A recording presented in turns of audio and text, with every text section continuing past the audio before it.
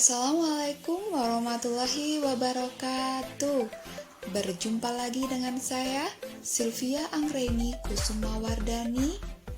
Saya adalah guru dari SD Negeri 1 Sukolilo, Kecamatan Jabung, Kabupaten Malang. Apa kabar semua guru hebat yang ada di seluruh Indonesia? Bagaimanakah perasaan teman-teman setelah mengikuti kegiatan elaborasi pemahaman pendidikan guru penggerak kemarin? Yang pasti setiap orang pasti memiliki pemahaman yang berbeda-beda. Tetapi saya yakin bahwa semua akan tergerak untuk melakukan sebuah perubahan demi kemajuan pendidikan di Indonesia.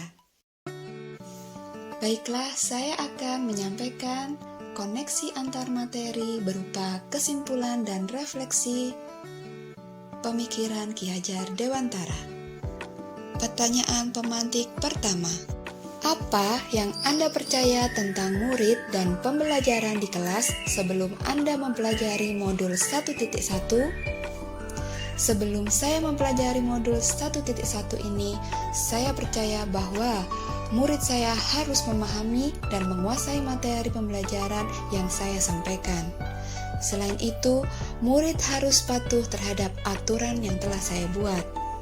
Pembelajaran yang berpihak kepada anak pun belum bisa berjalan secara maksimal, karena anak masih terbiasa dengan pembelajaran yang berpusat pada guru. Biasanya kita sebut dengan teacher-centered learning. Saya juga lebih mengutamakan kemampuan kognitif anak dibandingkan kemampuan afektif dan psikomotornya. Mengapa saya berpikir seperti itu? Karena saya berpikir bahwa murid harus mencapai ketuntasan belajar. Paling tidak, mereka harus mencapai KKM yang telah ditentukan oleh satuan pendidikan. Dengan begitu, saya merasa bahwa saya belum memerdekakan anak dalam belajar. Merdeka belajar yang diharapkan bahwa guru itu menuntun segala kodrat yang ada pada anak untuk mencapai keselamatan dan kebahagiaan yang setinggi-tingginya. Merdeka belajar memiliki tujuan utama, yaitu pelajar Indonesia merupakan pelajar sepanjang hayat yang memiliki kompetensi global dan berperilaku sesuai dengan nilai-nilai Pancasila. Berikut adalah profil pelajar Pancasila. Yang pertama, beriman dan bertakwa kepada Tuhan Yang Maha Esa dan berakhlak mulia. Yang kedua, kreatif. Yang ketiga, gotong royong. Yang keempat, berkebinekaan global. Yang kelima, bernalar kritis. Dan yang keenam adalah mandiri. Pertanyaan pemantik kedua. Apa yang berubah dari pemikiran atau perilaku Anda setelah mempelajari modul ini? Saya setelah mempelajari modul ini merubah pemikiran bahwa guru bukan satu-satunya sumber belajar.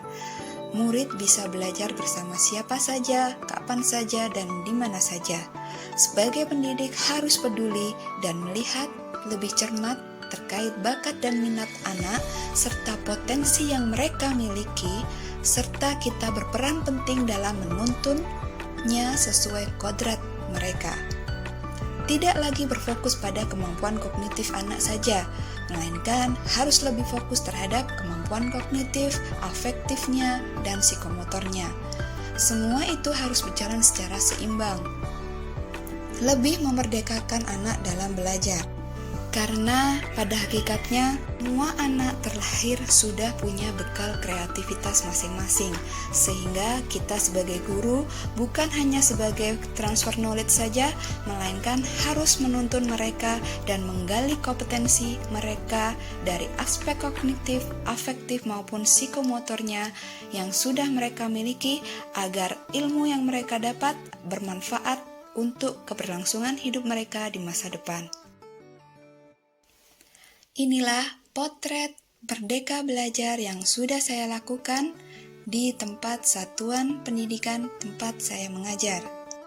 Pertanyaan pemantik ketiga. Apa yang dapat segera Anda terapkan lebih baik agar kelas Anda mencerminkan pemikiran Ki Hajar Dewantara? Hal yang pertama akan saya lakukan adalah membuat kesepakatan kelas bersama murid sebagai salah satu wujud merdeka belajar. Hal yang kedua akan saya lakukan adalah berusaha menjadi pendidik yang harus lebih among lagi dalam menuntun segala kodrat yang ada pada anak. Yang ketiga, saya akan selalu berusaha mendesain pembelajaran dengan mengintegrasikan permainan dalam prosesnya.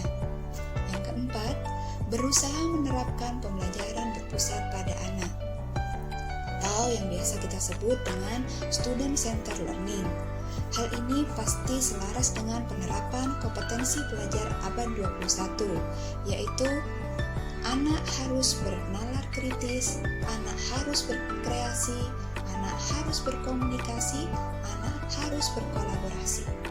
Sehingga pembelajaran akan menyenangkan bagi anak dan lebih bermakna lagi bagi anak. Baiklah, itu tadi refleksi dan kesimpulan yang dapat saya pahami terkait pemikiran Ki Hajar Dewantara. Semoga kita semua diberikan kesehatan untuk menuntun dan membersamai anak didik kita dalam belajar dengan perasaan senang dan bahagia.